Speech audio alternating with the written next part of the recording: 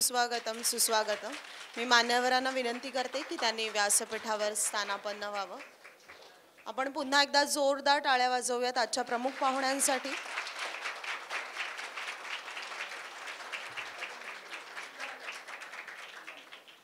धन्यवाद।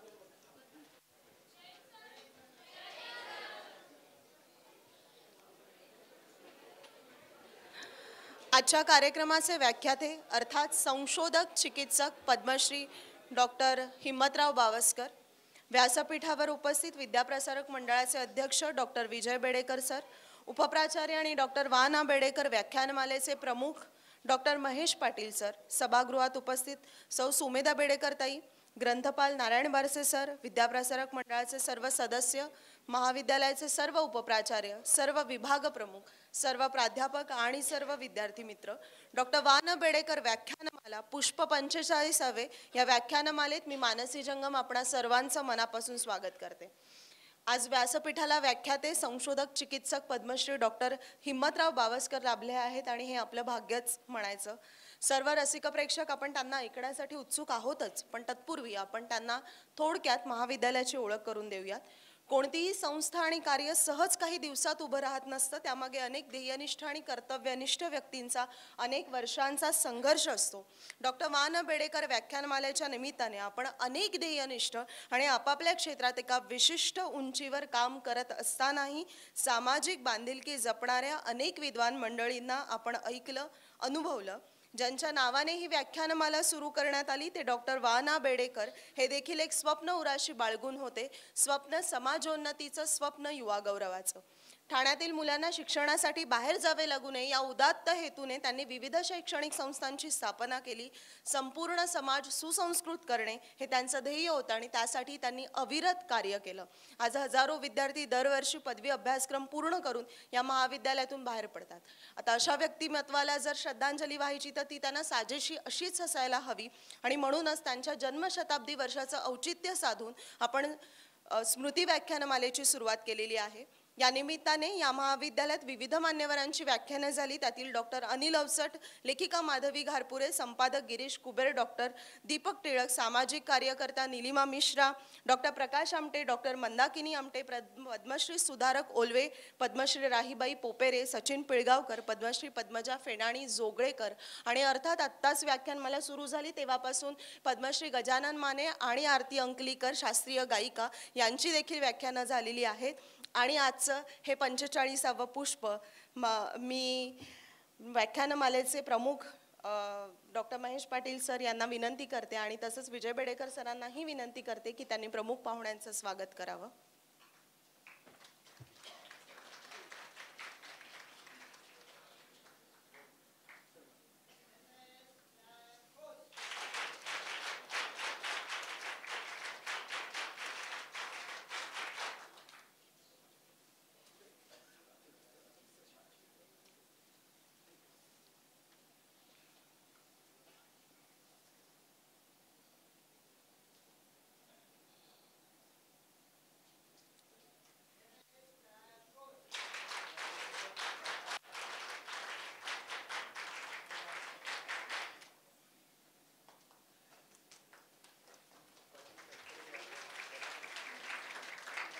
शाल, श्रीफळ, महाविद्यालयाचा वार्षिक अंक आणि सन्मानचिन्ह देऊन आपण त्यांचा सत्कार करत आहोत।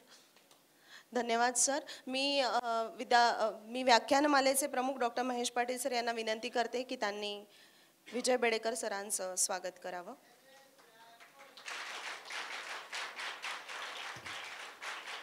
धन्यवाद सर। मी प्राध्यापिका इशिता प्रधान मॅडमना विनंती करते की त्यांनी महेश पाटील सरांचं स्वागत करावं। व्याख्यानमालेचे प्रमुख डॉक्टर महेश पाटील सर। मॅडमना पुन्हा एकदा विनंती करते की सभागृहात उपस्थित मान्यवरांचंही स्वागत करावं। सौ सुमेधा बेडेकर ताई,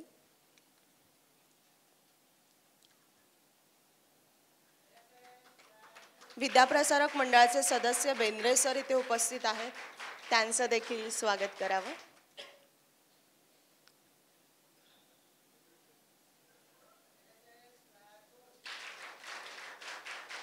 तसेच प्राध्यापक नारायण बारसे सर, ग्रंथपाल, त्यांचंही स्वागत करावं।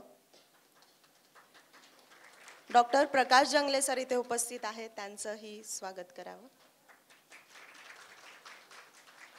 आज या कार्यक्रमाच्या निमित्ताने हिम्मतराव सरांसोबत त्यांच्या पत्नी देखील उपस्थित आहेत. मी मॅडमना विनंती करते की सौ प्रबोधिनी बावस्कर यांचं देखील स्वागत करावं आणि तसंच श्री पंकज बावस्कर यांचं देखील त्यांनी स्वागत करावं. त्यांचे सुपुत्र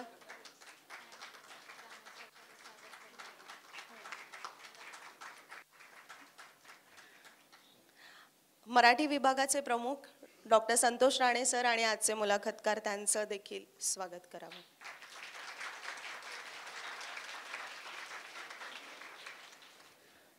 धन्यवाद मॅडम.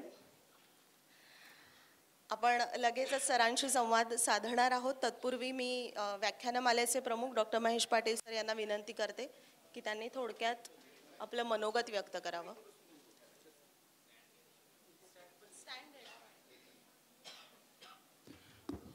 नमस्कार. आजचे आपले प्रमुख व्याख्याते पद्मश्री डॉक्टर हिम्मतराव बावस्कर सर, आपल्या विद्याप्रसारक मंडळाचे कार्याध्यक्ष, आपल्या सर्वांचे आदरस्थान doctor Vijay Bedekar sir, Sumedha madam, Pramodini madam, Pankaj sir, Barse sir आणि बेंद्रे सर मंडळाचे, माझे सर्व राणे सर, जंगले सर आणि सर्व उपस्थित विद्यार्थी मित्र हो. आज प्राचार्य डॉक्टर सुचित्रा नाईक मॅडम मुंबई विद्यापीठाच्या एका कार्यशाळेत व्याख्यात्या म्हणून आहेत, त्यामुळे आज त्या इथे उपस्थित नाही आहेत. मॅडमच्या वतीने मी सरांचं स्वागत करतो आपल्या महाविद्यालयाच्या वतीने. मानसी मॅडमने ऑलरेडी व्याख्यानमालेबद्दल सर्व सांगितलेलं आहे, त्यामुळे मी अजून बोलणार नाही. आपल्या सर्वांना आपले संतोष राणे सरांची जी जाहीर मुलाखत घेणार आहेत ती ऐकायची आहे. त्यांचं कार्य आपल्याला माहिती आहे, पण आज प्रत्यक्ष आपण त्यांना ऐकणार आहोत. एकदा जोरदार टाळ्या डॉक्टर हिम्मतराव बावस्कर सरांसाठी. थँक्यू सर, तुम्ही आमचं आमंत्रण स्वीकारलं त्याबद्दल थँक्यू. धन्यवाद. मी विजय बेडेकर सरांना विनंती करते की त्यांनी आपलं मनोगत व्यक्त करा. मित्र, तुम्हाला माहिती आहे की हे कार्यक्रम प्रबोधना करतो होतात. आपल्या दैनंदिन जीवनामध्ये जे काही पुस्तकी ज्ञान असतं त्याच्या पलीकडे व्यक्तिमत्व विकासाकरता क्षेत्रात अशा उत्तम व्यक्तिमत्वांना आणून त्यांचे अनुभव ऐकणं हे फार महत्त्वाचं असतं. त्या दृष्टीने या व्याख्यानमाला आहेत. आम्हाला खात्री आहे आज तुमचा यांचा संवादसुद्धा आपल्याला असाच इन्स्पायरिंग ठरेल. धन्यवाद.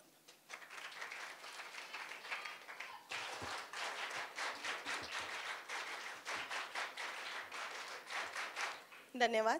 आपण सरांशी संवाद साधणारच आहोत, पण थोडक्यात आपण त्यांची आज ओळख करून घेऊयात.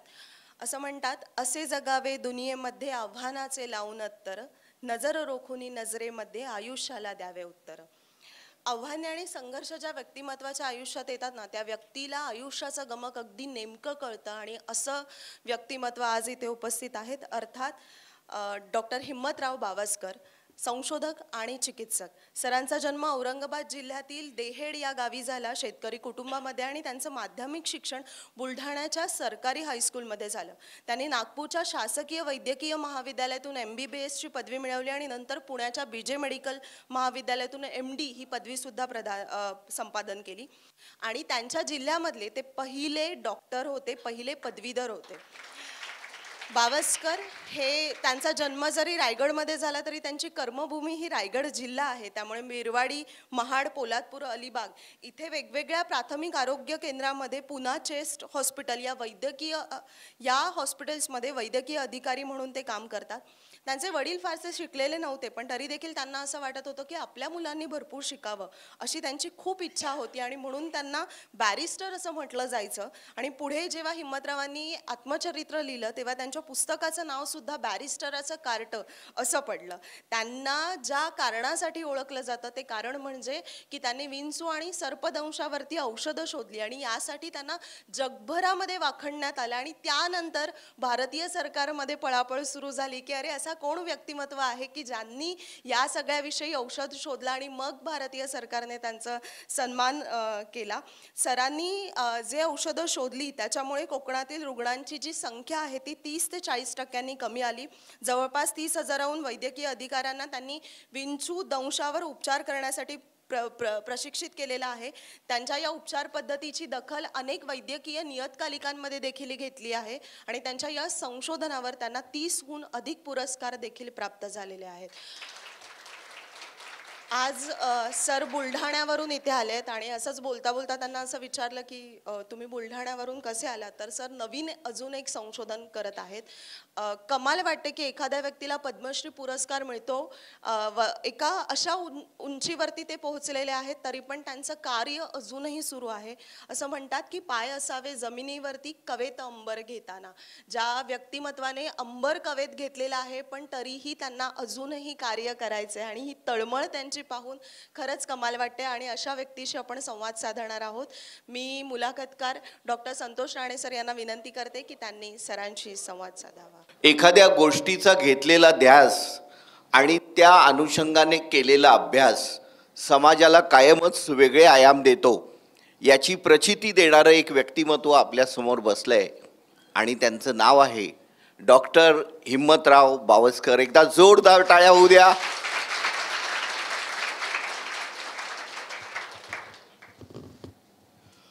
सर, तुमचा देवळात तुम्ही काम करत होतात. देऊळ ते एमडी हा प्रवास कसा झाला, आमच्या विद्यार्थ्यांना आवडेल ऐकायला. हे बघा, मी 500 वस्तीच्या गावामध्ये जन्मलेलो. त्यावेळेस इलेक्ट्रिसिटी नव्हती, दळणवळ काही साधन नव्हतं आणि अभ्यास करण्यासाठी फक्त रॉकेलचा दिवा. आणि त्यावेळेस रात्री अभ्यास करायला लागल्यानंतर माझी आई म्हणायची, रॉकेल महाग झालं, दिवा विसरून टाक. ही परिस्थिती असते. मी अभ्यास करण्यासाठी आईजवळ वेळ मागत होतो आणि वेळेला इतकं महत्त्व असतं ते आईच समजू शकते. त्याच्यानंतर ज्यावेळेस बालपण मला भेटलंच नाही हो. बालपणमध्ये सगळे कामं करणं पडले. 5 वाजता जाऊन मारवाड्याच्या घरी जाऊन पाणी भरणं. पाणी भरल्यानंतर 7वीत गेल्यानंतर आईवडिलांनी ठरवलं आता तुला शिकवायचं नाही. पण मला शिक्षणाची खूप ओढ होती. आणि त्या दिवशी नंतर आम्ही ठरवलं की आता कोणी तर बुलढाण्यामध्ये काहीतरी काम बघायचं. त्या बुलढाण्यात मार्केटमध्ये आम्ही प्रत्येक दुकानात विचारतो, कामाला मुलगा पाहिजे का, कामाला मुलगा, कोणीच तयार नव्हतं. शेवटी एक मंदिरात वैष्णव पुस्तकालय होतं, वैष्णव, आणि तिथे सीताराम मंदिर होतं. त्या मंदिरात गेल्यानंतर आम्ही त्याला रिक्वेस्ट केली की आम्हाला कामाला ठेवता का. ते कामाला ठेवलं, पण आम्ही अट टाकली होती की शिक्षण सुरू राहणार. आणि ते कारण शिक्षण हे असं वाघिणीचं दूध आहे हो. कारण शिक्षणाने जीवनामध्ये जगामध्ये प्रकाश पडू शकतो, पैशाने नव्हे. वेळची महत्व ज्याला समजलं, वेळेमध्ये जे एकदम 15 मिनिटं टाळ्यानंतर शेवटी वाजवा प्लीज. तर ते झाल्यानंतर तिथे मंदिरात मी काम करायला लागलो. सकाळी 5 वाजता उठायचं, 12 ते 13 वर्ष वय असताना सगळं मंदिर झाडून काढायचं, कपडे धुवायचे, त्यांचे कपडे धुवायचे, भांडे घासायचे.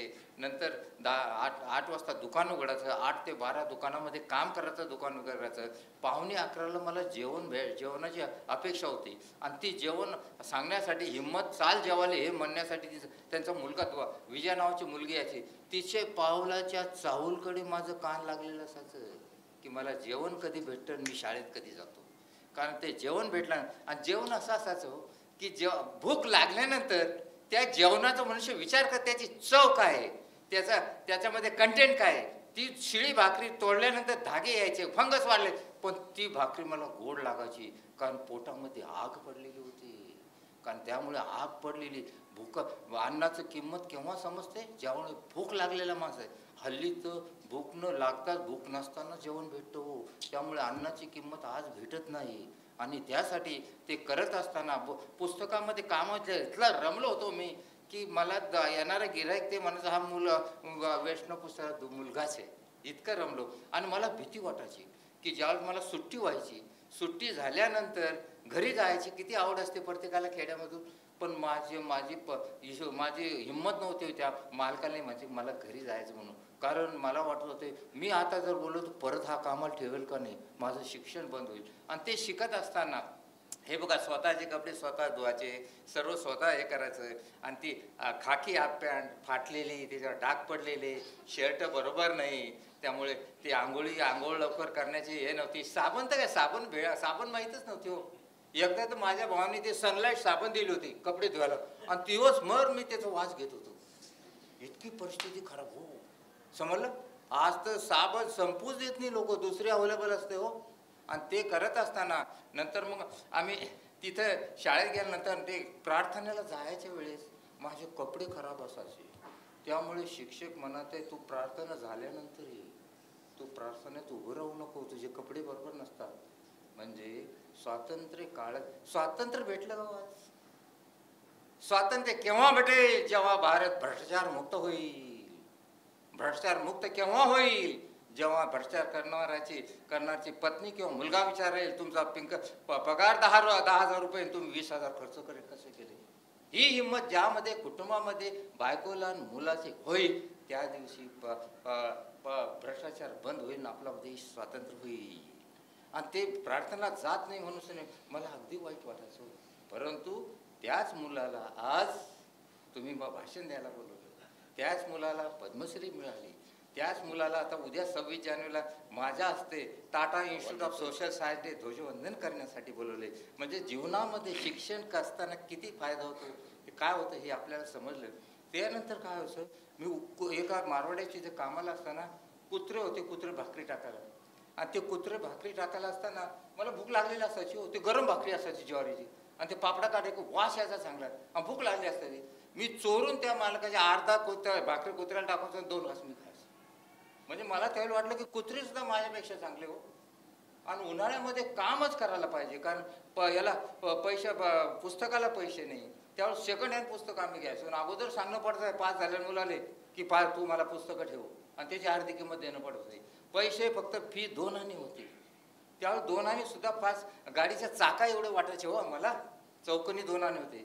माझ्या आईला 15 तारखेपासून मागायला लागलं, आई मला 2 आणे फी लागेल, आई मला 2 आणे फी लागेल. आणि 2 आणे फी दिल्यानंतर ते खिशात ठेवायचं, ते खिश हात धरून जातो जोपर्यंत ते शिक्षकाच्या हातात जात नाही. आज तर 100,000 रुपयाची नोट पडली तरी पहिले मी रेल्वे पकडी, ती पैशाला किंमत नाही. इतकं महत्त्व, इतकं डिमोलेशन झालं. मग हे करत असताना तिथे नंतर कपडे खराब सगळं झालं. मला मग ते वाईट वाटायला लागलो, आणि त्यामुळे डिप्रेशन येणं सुरू झालं. मनामध्ये गोंध तयार होतो, आणि मग त्यामुळे शिक्षणाबद्दल समाजाबद्दल मनामध्ये तिरस्कार यायला लागतो. आणि ते करत असताना ज्यावेळेस मी उन्हाळ्यामध्ये सर्व काम करायचो, कारण फी भरण्याचं, पुस्तक घ्यायचं, आणि नंतर आपल्या ह्यासाठी काम करावं पडत होतं. कारण त्यावेळेस कुटुंब फार काय 6 बाय 6च्या खोलीत आम्ही कुटुंब राहतो बुलढाण्यामध्ये, आणि रात्री झोपायला जागा नाही म्हणून विठ्ठला मंदिरात आम्ही झोपायला जायचो.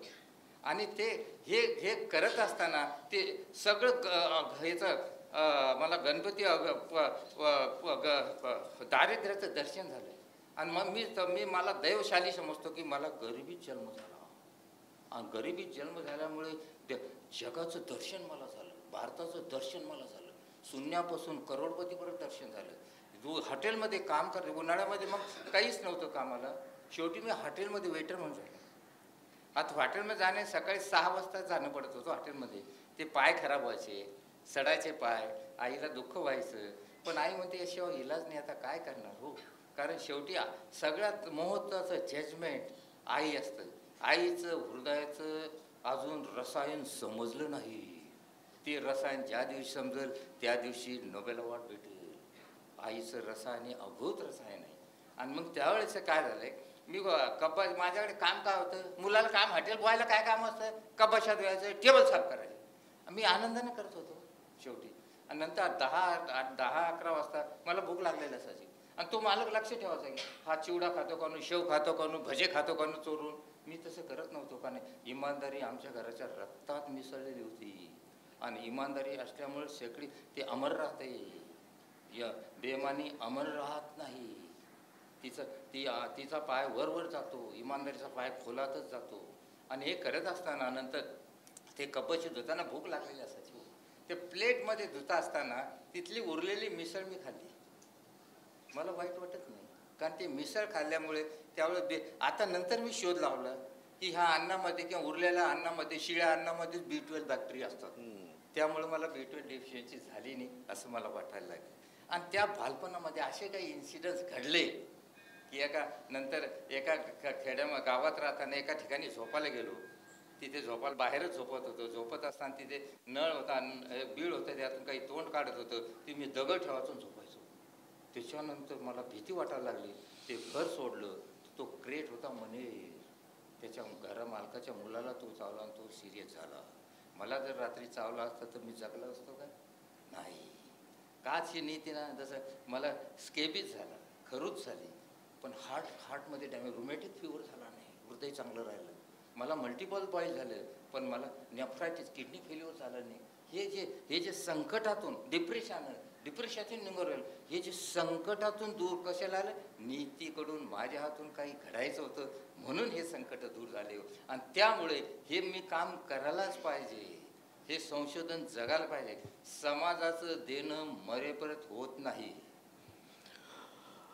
ज्याच्या अंगी जिद्द असते कष्ट करण्याची, त्यालाच फक्त मुभा असते स्वप्न पाहण्याची. ज्याला भीती वाटते इथल्या काट्यांची, त्याने स्पर्शूच नये फुले गुलाबाची. पण सरांचं कार्य असे आहे की त्यांनी विंचू दंशावर फार मोठी लस शोधली. तर हा जो सगळा प्रवास आहे, कारण तुमचं बालपण इतकं खडतर गेलेलं आहे, पण मग जसं बाळाचे पाय पाळण्यात दिसतात तसं आईवडिलांना असं जाणवलं होतं का की माझा मुलगा हुशार आहे, जसं भावानी तुम्हाला मदत केली तुमच्या शिक्षणामध्ये, तर आईवडिलांना कधी असं जाणवलं की नाही ह्याला शिकवलं पाहिजे वगैरे? हे बघा, अजून संधी ग्रामीण भागामध्ये एक समज आहे, मोठ्या मुलाला दादा म्हणतात, तो श्रेष्ठ, आणि लहान मुलगा असला तर तो दुय्यम. आणि खेड्यामध्ये सुद्धा जो लहान मुलगा आहे त्याला शेतकरी करतात, आणि शेतकरी कोणाला करतात, मुलाला करतात, हुशार मुलाला शिक्षण देतात. परंतु माझे आईवडील असे होते की ते, माझी आई मला म्हणले की माझ्या वडिलाला सांगायचे याला शिक्षण देणंच पडतं. मी आईजवळ सांगायचो की बाबांना दादाला सांग याला शिकव.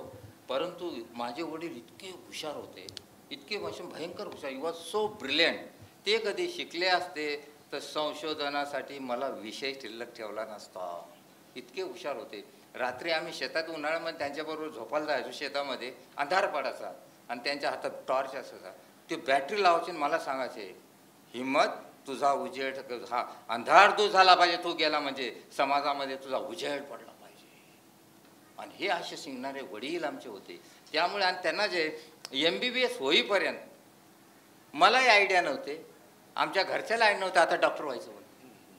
आता तर मूल पोटात असलं सांगते, तू याला डॉक्टर करू, याला इंजिनियर करू, याला बॅरिस्टर, याला कलेक्टर करू, अशा काही ते मुलांना न सांगता आपली पेशंट त्या गर्भावरच संस्कार करतात त्याचे. आणि हे आमच्या वेळेस झालं नाही. आणि ज्यावेळेस MBBS केल्यानंतर तिथे कॉलेजमध्ये जाताना मला माहीतच नाही MBBS व्हायचं. आणि ज्या दिवशी माझी आई जे होते ना, माझी आई ज्यावेळेस मी MBBS घ्यायला गेलो, MBBSला खूप वर्ष लागतात, हो, MD व्हायला खूप वर्ष लागतात, रात दिवस अभ्यास करणं पडतो. मी MD करत असताना मी इतका अभ्यास करतो, इतकं मोठे मोठे पुस्तक असतात हो. आणि MD परीक्षाशिवाय आमच्या प्रोफेसर म्हणतात देर इज नो एक्सक्यूज, प्रत्येक प्रश्नाचं उत्तर तुम्हाला यायलाच पाहिजे. आमच्या वेळेस किती 4% रिझल्ट लागायचा MDचा हो. आणि तोंडावर सांगायचं professor you come after 6 months. ते काही वाटायचं नाही. मग हे करत असताना माझ्या आईला इतकं वाईट वाटायचं की इतके कष्ट, इतके वयपर्यंत अभ्यास करायचा. ती माझ्या भावाला खूप शिकवायला लागली, ह्या कोर्सले कशाला टाकायचे, याला इथल्या मोठ्या कोर्सले काय करायचं, काय डॉक्टर होऊन काय कमाई करणार आहे, आपलं मस्त साडे शिकायचं शिक्षक. परंतु तिला ती कल्पना नव्हती.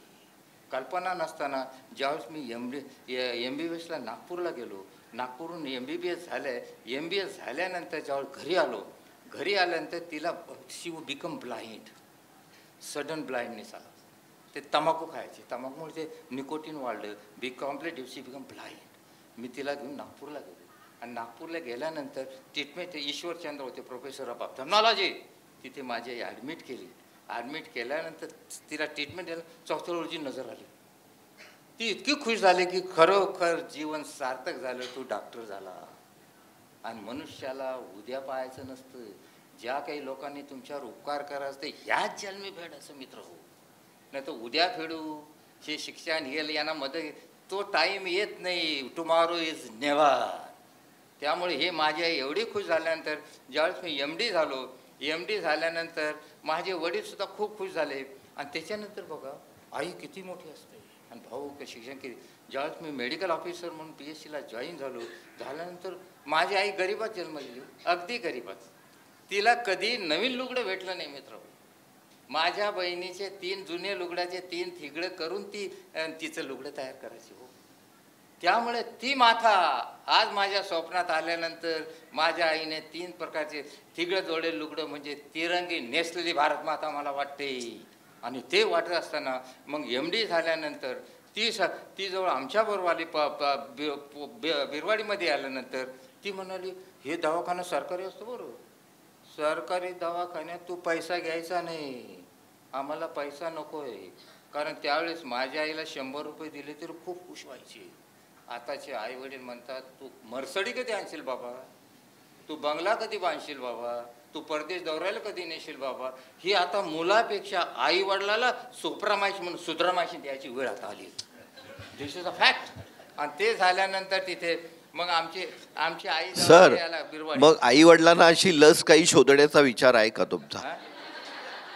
एकदा सरांसाठी पुन्हा टाळ्या होऊ द्या की डॉक्टर साहेब, विद्याप्रसारक मंडळाच्या वतीने आपण सगळ्यांना संशोधनासाठी शिष्यवृत्ती देऊया आणि आई वडिलांना लस टोचणारे डॉक्टर अशी एक नवीन तुमची ओळख होऊ द्या सर. याच्यासाठी माहिती आहे का, दुसरी बेडेकर संस्था बाजूला उभी केली पाहिजे आणि त्यांची संस्था आई वडील, त्याला डंगरी शाळा म्हणते आम्ही. खेड्यामध्ये जे असतं ना वयस्कर लोकांची शाळा होती ते असं असेल, त्याला ती डंगरी शाळा सुरू व्हायला पाहिजे. मुलं गेल्यानंतर रात्री त्यांना शिकवायचं कसं मुलाला हे करायचं. कारण मुद्दा काय माहिती आहे का, मुलाला शिक्षण आता म्हणजे काय झालं माहिती आहे का, आई मुलाचे संबंध जवळचे असतात. कारण 9 महिने पोटात असतो, प्रत्येक रिधम आईचं त्या मुलाला सांभाळतं. पण आता उलटं झालं, बाप मुलाला बांधतो पाठीवर चढावर, आई दरदर मागून चालते टक टक टक टक. तर ह्यामुळे फरक झाला आणि हे होता कामा नये. त्यामुळे आई पण जाऊ देऊ नका. That is very very important. आणि लस देणार, लस कशा शोधायची, मानसिकता. आता प्रोफेसर सायकोलॉजी तुमच्याकडे, त्यांनी क्लास आपण आहेत ना आमच्या नाईक मॅडमचाच विषय आहे, नाईक मॅडमचाच विषय आहे. कारण आतापर्यंत काय झालं माहिती, आतापर्यंत आई वडील आल्यानंतर मी विचारतो तुमच्या मुलाला डॉक्टर का व्हायचं, कोणीच म्हणत नाही हो की माझा मुलगा सामाजिक झाला पाहिजे, संशोधन केलं पाहिजे. नाही, डॉक्टर म्हणजे पैसा खूप भेटतो त्यामुळे झालं. म्हणजे राजकारणी झाल्यानंतर बघा राजकारण कसं आहे, आमदार म्हणलं का आपल्याला वाटतं का गरीब असेल त्याच्या मागे मोठं असतं असं वाटतं आम्हाला. तर असं झालंय. शिक्षण सुद्धा म्हणजे आता अमृत नाही, ते विष होत चाललंय. आणि शिक्षण हॅज बिकम मोर करप्टेड. आणि जे करप्शन गोष्टी त्याला यश येत नाही. करप्शनमुळे देशाचं भयंकर नुकसान होतं. ह्या देशामध्ये पोस्ट क्वालिफिकेशन PhD झालेले सुद्धा निकामी झाले. त्या दिवशी शिक्षणाचं अवमूल्यन झालंय. आणि ज्या देशामध्ये शिक्षणाचं अवमूल्यन होते त्या देशाची प्रगती होत नाही. आपण आता निवडणुकांच्या काळात, लोकसभा विधानसभेच्या काळात ज्यांनी फॉर्म भरले, TN शेषन यांनी चांगलं केलं की आपली संपत्ती जाहीर करा. तर ज्यांच्याकडे 2 कोटी होते त्यांचे डायरेक्ट 260 कोटी झाले सर. त्यामुळे तुमची व्यथा मी समजू शकतो. नाही पण त्यांची एकदा मुलाखत घ्या ना, म्हणजे नाही ते सर मुलाखत नाही देणार. ते सर मी जर म्हटलं मुलाखत द्या तर मला घरी बोलून पाकिट देतील. आमचे इथे प्रवीण सोनावणे बसलेले आहेत, पत्रकार असल्यामुळे त्यांना खाण्याच्या गोष्टी माहिती आहेत इतरांच्या. तर सरांची व्यथा किती बोलकी आहे. सरांना 12वीला सगळ्यात हायेस्ट मार्क्स मिळाले डॉक्टर साहेब, BScला चांगले मार्क, MScला चांगले आणि सगळ्यात म्हणजे MBBSला पण तुम्हाला चांगले मार्क. तर तुमचे जे स्वामी सर आहेत, डॉक्टर स्वामी, त्यांनी सांगितलं हा हुशार मुलगा आहे. आणि तुम्हाला एक प्रयोगशाळेत प्रयोग दिला होता वर्गात, तर ते स्त्री आणि पुरुषाचं रक्त ओळखा, तो जरा किस्सा मुलांना आवडेल. हे बघा, आमच्या वेळेस असं होतं की आम्ही जे काही अडचणी असेल, कपडे चांगले नाही, आई वडील कपडे घेत नाही, आम्हाला फी भेटत नाही, आम्हाला बरोबर फॅसिलिटीज नाही, आणि हे सगळं शेअर आम्ही टीचर बरोबर करायचो. टीचर हे आई वडिलांच्या वरचे होते. आम्हाला इतकी जवळीक होती टीचर स्टुडंटची, म्हणजे गुरु शिष्य. आता तर मुलगा आणि शिक्षक फक्त वर्गात भेटतात, संध्याकाळी बार रूम मध्ये भेटलेत काही आश्चर्य वाटणार नाही. ते माझ्याबद्दल बोलत नाही आहेत नाही तर बारसे सरांना उगाच माझं हे वाटायचं. शिंदे सर मी त्यातला नाही आहे. प्लीज हे सांगणं पडतं, हे दुर्दैव आहे ज्या शाळेचं. दिस इज दुर्दैव. ही प्रूव्ह सर असे पहिले बॉलर आहेत की ज्यांनी माझी विकेट काढलेली आहे. म्हणजे ते मला वाटतं मार्शलच आहेत वेस्ट इंडिजचे. आणि मी आपला नवीन सर सांगा. Sorry. KD Sharma was a professor of pathology. आणि ते औरंगाबादला होता. आम्ही नागपूरला सेकंड MBSला शिकत होतो. आणि त्यांची ट्रान्सफर झाली औरंगाबादहून नागपूरला. He was a very brilliant professor, known in the world. त्यांनी एक सलावरी ट्यूमर शोधून काढलं होतं आणि त्यानंतर त्यांचं पहिलं लेक्चर झालं नागपूरला. असाच आमचा क्लास असायचा. आणि म्हणजे तिथे सगळे प्रोफेसर, सगळे टीचर, सगळे विद्यार्थी आणि टीचर्स, म्हणजे मेडिकल कॉलेजचे सगळा स्टाफ आला पहिल्या लेक्चरला. मला असं वाटलं भाई सगळे लोक, म्हणजे एक पॅथॉलॉजी सब्जेक्टला हे सगळे का आले. आणि त्यांचं पहिलं वाक्य होतं, pathology is a mother of medical science. मी म्हटलं पॅथॉलॉजीचा पूर्ण अभ्यास करायचा आपला. मी बॉईडची 4 किलो ते पॅथॉलॉजी पाठ करून रोजच्या रोज वाचून 6 महिने ड्रॉप घेतला. मला पुस्तक वाचायचं राहिलं. I was not satisfied. त्यामुळे अभ्यासात जीवनाचा यश साधण्यासाठी करायचा असतो, परीक्षेत मार्क वाढवण्यासाठी नाही. माझ्याबरोबरचे गोल्ड मेडल भेटलेले मुलं कुठे गेले अजून पत्ता लागत नाही. पण तेच मला म्हणते, डॉक्टर तू कधी आमच्याकडे येणार. मी जरी गोल्ड मेडल असले, त्यामुळे याच्यासाठी यश भेटत असतो. के.डी. शर्माने ज्यावेळेस आल्यानंतर मी खूप पॅथॉलॉजी वाचली. आणि सेकंड MBBSला म्हणजे सप्लिमेंटरी एक्झाम होती, तर के.डी. शर्माचा इनर एक्झामिनर आणि आउटर एक्झाम दुसरा, बाहेरचा एक्झाम दुसरा आला होता. आणि के.डी. शर्माने नंतर मला एक स्लाईड दिली ब्लडची, मायक्रोस्कोप एक्झाम पॅथॉलॉजी. तो म्हणे, डॉक्टर म्हणजे my dear student, tell me whether is a male blood और फिमेल ब्लड. ह्या साईमध्ये रक्त मनुष्याचं एका स्त्रीचं आहे. मी सांगितलं sir it is a female blood. कशावरून? कारण फिमेलमध्ये ते 46 क्रोमोझोम असतात, 23 + X + Y. फिमेलमध्ये 23 + XX क्रोमोझोम्स असतात. आणि ते XX क्रोमोझोममधला X क्रोमोझोम न्यूट्रल होऊन जातो. आणि तो न्यूट्रल झालेला DNA इनट म्हणून प्रेसिपिटेट होतो पॉलिमॉर्फ न्यूक्लियसवर, डंबेल शेपर, त्याला बार बॉडी म्हणतात. ते मी मायक्रोस्कोपमध्ये त्यांना दाखवून दिलं. Sir this is a bar body which indicate is a female blood.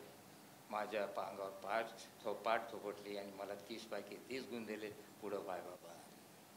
आणि त्यावेळेस I become a patent student of KD. Sharma. नेहमी विचारायचे के.डी. शर्मा मला कुठे. नंतर मी तिथे MBBS झालो. के.डी. शर्मा डायरेक्टर झाले, DMRE झाले.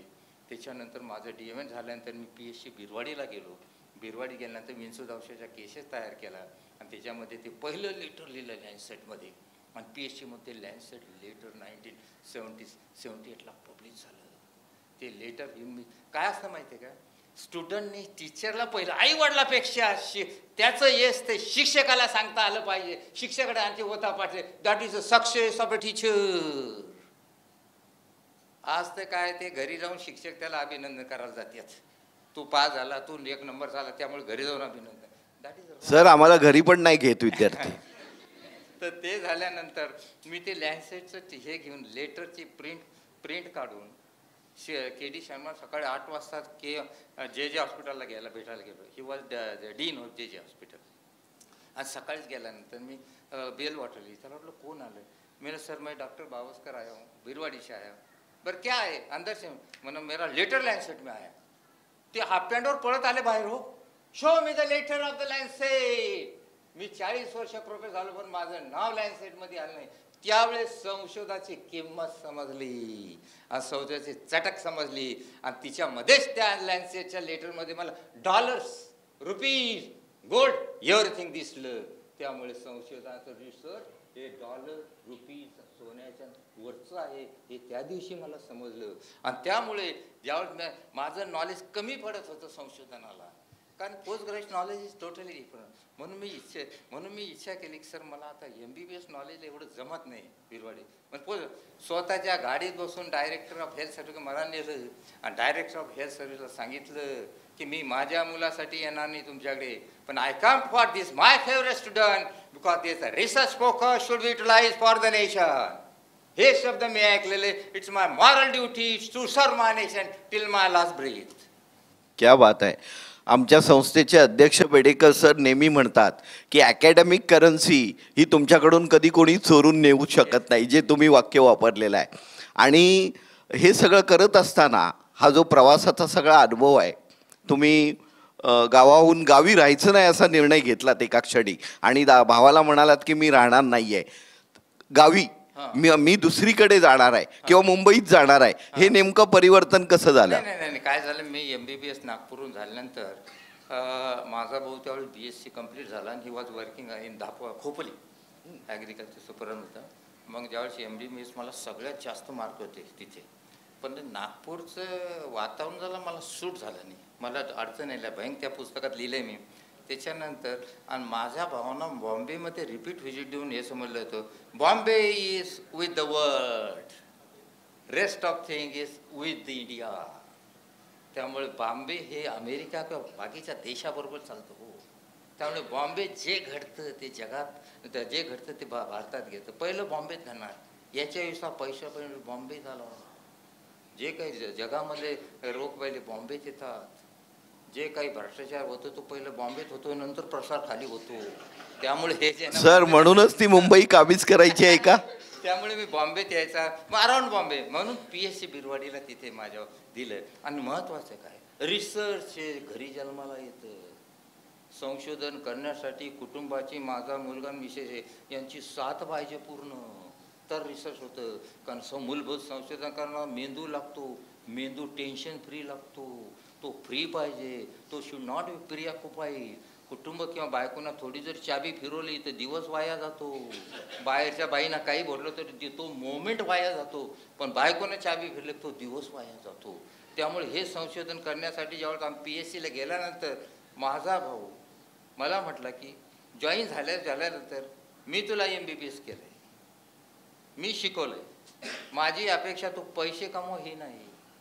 तू मोठ्या गाडीत बसलेला मला आवडणार नाही किंवा बंगला बांधलेला आवडणार नाही, पण बावस्करचं नाव पुस्तकात यायला पाहिजे. हे जे संस्कृती, ही संस्कृती आई वडिलांनी मुलापर्यंत पोहोचावं, म्हणजेच माझ्या मुलाखतीचं काहीतरी यश झालं असं मी समजेन. वा. डॉक्टरांच्या सुविद्य पत्नी प्रमोदिनी बावस्कर मॅडम इथे उपस्थित आहेत. की मॅडम तुम्ही शांतपणे संशोधन करू दिलत याबद्दल तुमचे आभार. नाही तर बावस्कर सरांना महेश पाटील सर बोलू शकले नसते, नाही का? नाही तर आज ते बंगल्यात मस्तपैकी AC मध्ये बसलेले असते.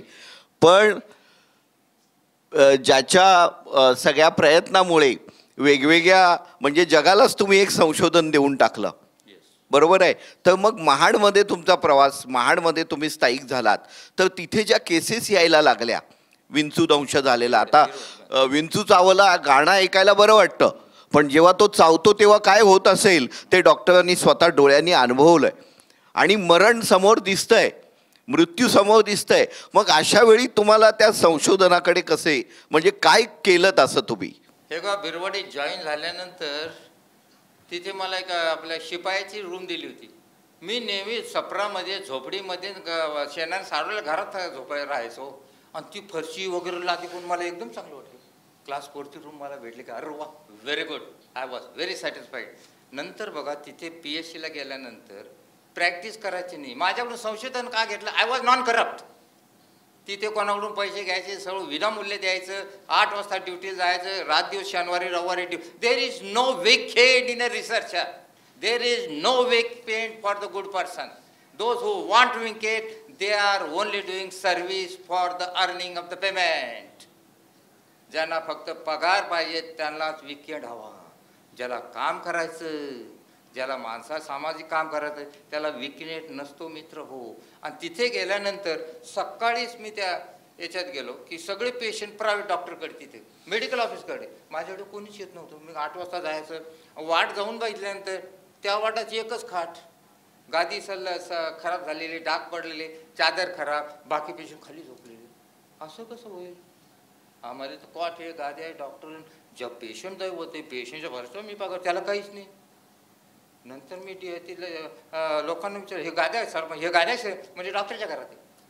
मी डॉक्टर सांगितलं हे आणून ठेवणं, तर मी तक्रार करतो. दुसऱ्या दिवशी गाद्या गिद्या सगळ्या आणल्या. आणि ते गेल्यानंतर मी बोर्ड लावलं की ते पैसे घेतले जाणार नाही. आणि त्यामुळे तिथे आमचा जो कंपाऊंड कुलकर्णी त्याचा मॅट्रिकचा मुलगा 8 दिवसापूर्वी स्कॉर्पियन बाईटनं मेला. स्कॉर्पियन स्टिंगना मुलगा मरतो किंवा मनुष्य मरतो हे आम्हाला MBBSला शिकवलं नाही. पुस्तकात काहीच नव्हतं. फोन लावले तर कोणी आयडिया देत नव्हतं. मग मी ठरवलं त्या पेशंटच्या डिटेल हिस्ट्रीच्या, त्याला सापल्यानंतर थोडं दुखणं बंद झालं, उलटी, घाम सुटला, दर्द सगळ्या अंगाला, थंड पडले, दम लागायला लागला, खोकला सुरू झाला, रक्त ओकून पडायला लागला, प्राण सोडला. मग मी सगळं स्टडी हे बघ हे का घडलं. MBBS लेवल असताना सगळे सब्जेक्ट मनापासून वाचले. I never studied for the exam, I studied for the गायकॉट, I have to treat the patient, I have to treat a living person. हे बघ, इंजिनियर आणि मेडिकलमध्ये हाच फरक आहे. एकदा डॉक्टरनी चूक केली पेशंट मला परत हृदय सुरू होत नाही. मशीन बंद पडली तरी कार्बोरेटर दुरुस्त होतं आणि सुरू होतंय. यामुळे हा प्रोफेशनल फार सेन्सिटिव्ह प्रोफेशनल आहे. मग तिथे ते करत असताना मग ठरलं की आपण आता डिटेल अभ्यास करायचा आहे. कारण माझ्या मनात फक्त झालं की तिचं कंजेस्टिव्ह काड्या खैलीवर. मग पेशंट यायला सुरुवात केली. रात दिवस मुलं आलेले ॲडमिट करायचे, कोणीच ॲडमिट करत नव्हतं. त्या काळामध्ये विंचू चावला, व्हॉमिटिंग शूटिंग कोट झाले की पेशंटला एका हॉस्पिटल, दुसरं हॉस्पिटल, तिसरं हॉस्पिटल, शेवटी सरकार हॉस्पिटल रुग्ण दाबायचा. आणि त्यावेळी परिस्थिती अशी होती की समजा मुलाला किंवा मोठ्या माणसाला विंचू चावला, उलटी झाली, घाम सुटला की त्या दिवशी नातेवाईक रुग्ण नातेवाईक त्याच्या नातेवाईकांना बोलून घ्यायचे की उद्या लवकर या, कारण याची प्रेतयात्रा काढणं पडेल. जीवनपणे प्रेतयात्राची तयारी करण्याचं सध्या. I was disturb. मग मी रात दिवस अभ्यास, सगळे पुस्तक वाटले, नो रेफरन्सेस. ते आले की पेशंट यायचे, उलटी व्हायचे, घाम सुटायचे, डोलीमध्ये घेऊन यायचे. त्यावेळी ट्रान्सपोर्ट नव्हतं. डोल्या रातभर PSC पुढे बसल्याचं मी रात दिवस जागायचो पेशंटसाठी.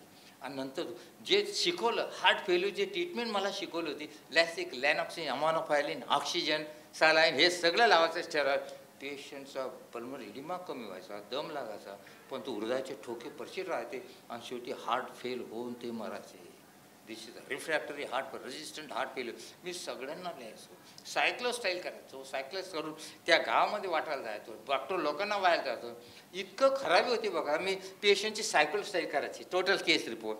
आणि महाडमधल्या किंवा कुठल्या डॉक्टरला गेलं, तिथे सिनियर डॉक्टर गेलं की इथं डॉक्टर सांगायचे कोण आला बावस करतो, बोर आला म्हणे. बाहेर कंपाऊंड सांगते बोर माणसाचं काय ते कागद घे वाचायला. तेच माझे पेशंट झाले हो नंतर. They become the patient. म्हणजे इथलं आणि कारण त्यावेळी dress, I never worried my class. MBBS म्हणजे समाजाला कसं होतं, शर्ट पॅन्ट टाय गी, कमी बोलणारा, पण खूपच भ्रष्टाचारी आतून, असा मनमनुष्य समजते ते डॉक्टर. आणि त्यामुळे ते माझं शर्ट पायजामा, ते बूट साधा असल्याने नोबडी. इवन कित्येक लोक मला बोलले की whether is MBBS or not. कारण संशोधन करण्याला झोकून देणं पडतं. ज्या दिवशी तुम्ही स्वतःला विसरसाल तेव्हाच जगासाठी काही करू शकता. ज्या दिवशी तुम्ही स्वतःसाठी जागी होसाल त्यामुळे जगासाठी करण्यासाठी तुम्हाला वेळ नसतो. मग हे करत असताना मग ते केसेस तयार केल्या, लॅन्सेटमध्ये लिहिलं, सगळं झालं.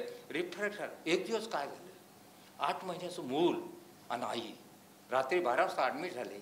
आईला विंचू चावला, मुलाला पण चावला, पण आईला स्वतःचा अगोदर चालण्याचं वीज जास्त झालं, तिला उलटी झाली, घाम सुटला, सकाळी उठल्यानंतर दम लागला. ते मूल रडतं म्हणून पाजायला घेतलं आणि प्राण सोडला. माझं उतर कापून गेलं. पण फ्रूज मी शपथ गेली यावर संशोधन मी करणारच. त्याच्यासाठी मग मी पुण्याला MD साठी गेलो. MD गेल्यानंतर तिथे सेमिनार अरेंज केले. त्याचा डिस्कस झालं. NH Wadia cardiologist, NH Wadia cardiology ते तिथले पुण्याचे, त्यांनी सगळं सेमिनारमध्ये ऐकून घेतलं. शेवटी हाय न्यूरोलॉजिस्ट माय प्रोफेसर म्हणले we cannot advise you go to the again in co-contract and teach your self and find out the solution. जेव्हा मी KD शर्माला हे सांगितलं, त्यांनी सांगितलं MD झाल्यानंतर please go to the co-contract, it would be gold mine for your research. सोन्याची खाणे संशोधनासाठी. आणि ती खंदून काढली आणि मी सोनं जगामध्ये जगाला दिलं. सोनेरी दिवस समाजाला आणले. ते त्यामुळे मला समाधान आहे. आणि हे करत असताना तिथे मग सगळं अभ्यास केला. अभ्यास करताना that was high topic refractory resistant heart failure. त्याला सोडियम नायट्रोक्लोराईड हे लावायचं असतं. माझ्या मनात ठरलं की आपलं सोडियम नायट्रोक्लोराईड लावू. कारण 4 वर्षात मुलगा BJ मेडिकलला सुद्धा वारला under care of paediatric cardiology. त्यामुळे आय वॉज डिस्करेज की हे आपण कोकणात जाऊन कसं. पण मी शपथ घेतली होती की MD झाली की परत कोकणात जायचं. MD पास झाल्यानंतर त्या दिवशी मी स्वतःहून बदली करून घेतली खेड्यामध्ये. आज देखील MD मुलाला आईबाप पाठवत नाही खेड्यामध्ये. तिथे काय करतो जाऊन, इथेच चाला शहरातच राहा. आणि त्याच्या पुढचं सांगतो, खेड्यातल्या मुलीसुद्धा म्हणतात आमचे आईबाप खेड्यातले, पण नवरा बॉम्बे पुण्याचा पाहिजे. This is very bad in the reflexes in the society. पहिले विचारते नवरा मुलगा कुठला आहे, बॉम्बे पुण्याचा आहे. आणि काय पडले शहरातून, sound pollution, thought pollution, environmental pollution. कसं का आम्हाला भीती वाटते शहरात आलं की कधी खेळत जात असं वाटतं. दिस व्हेरी बॅड. कारण हे तुम्ही भीती समोरून बाहेर जा बरोबर, हे मनुष्याचा समुद्र, पण आपलं कोणीच नाही, आपलं प्रेमाचं कोणीच नाही. तिथं पायाखाली तुडलो तरी आपली बॉडी कोणी उचलायला कोण नाही. हे इन्व्हायरमेंट सिस्टम. मग हे करत असताना तिथे संशोधन हे करत असताना मग रिफ्रॅक्ट हार्पले आम्ही मग कोल्हापूरला बदली करून घेतली. माझी मिसेस तो पण जॉईन झाली. 8 वर्षाचा मुलगा आला. मुला आलं त्याचं सोडियम नायट्रोक्साईड का लावायचं हे मी सगळं स्टडी केलं. कारण सोडियम नायट्रोपासून लोड शरीरावरचा कमी करतो, हृदयावरचा प्रीलोड आणि आफ्टर लोड. मग पण हे सोडियम नायट्रोपासून एकदम BP कमी होतं. आजसुद्धा सोडियम नायट्रोपासून ठाण्यामध्ये क्रिटिकल केअरमध्ये लावायचं म्हणलं तर डॉक्टरांची हिंमत होणार नाही. त्या दिवशी काही यंत्रणा नसताना ECG मॉनिटर नाही, मायक्रोसेट नाही, इन्फ्युजन पंप नाही, तरी मी सोडियम नायट्रोक्साईड लावल्याची 8 वर्षाच्या मुलाला हिंमत केली. आणि ते माझी मिसेस ड्रॉप वाढायची, माझी धडधड व्हायची, मी BP घ्यायचो. ह्या पेशंटचं BP 70, त्याला सोडियम नायट्रोक्साईड लावणं चालत नाही, पण आय वॉज शुअर की याचं BP वाढणार. सोडियम नाट कारण we are unlocking the lock. Sodium nitroxide drop पडा, BP वाटलं. 6 तासानंतर मुलगा चांगला झाला. मी नाचायला लागलो. This is the first case of recovery. आणि मग रातभर मी झोपलो नाही. पेशंट जगला. स्वतःचा मुलगा नातेवाईकच जगला असं ज्यावेळेस वाटूल त्यावेळी नीती सुद्धा झोपेतून जाग होईल. येस, याला यश देणंच पडतं. आणि म्हणून प्रत्येक मुलगा, प्रत्येक रुग्ण हा माझा मुलगा असेल, माझे आईवडील असेल तर कसं वाटेल ही ज्यावेळेस माझ्या मनात भावना असते त्यावेळेस यश येणारच. आणि मग दुसऱ्या रोजी माझे वडील वारले, तार आला. मी वडिलाच्या अंत्ययात्रेला गेलो. ह्या मुलाला दुसरा डॉक्टर नाही, कारण त्या वडिलांनी त्याचा मुलगा एक्सपेरिमेंट करण्यासाठी मला डोनेट केला.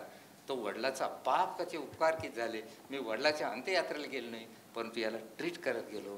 त्यामुळे मित्र हो, एवढं डेडिकेशन लागतं तरच तुम्ही. नंतर मी प्राझोसिन शोधून काढले ओरल, कारण ओरल सोनाईटमध्ये प्राझोसिन ते मग प्राझोसिन काय अल्फा ब्लॉकवर तो स्टडी केला. इस्रायल, मेक्सिको, ट्रिनिदाद इथले सायंटिस्टची हे झाल्या कॉन्फरन्स झाली लंडनला, तिथे मला बोलवलं.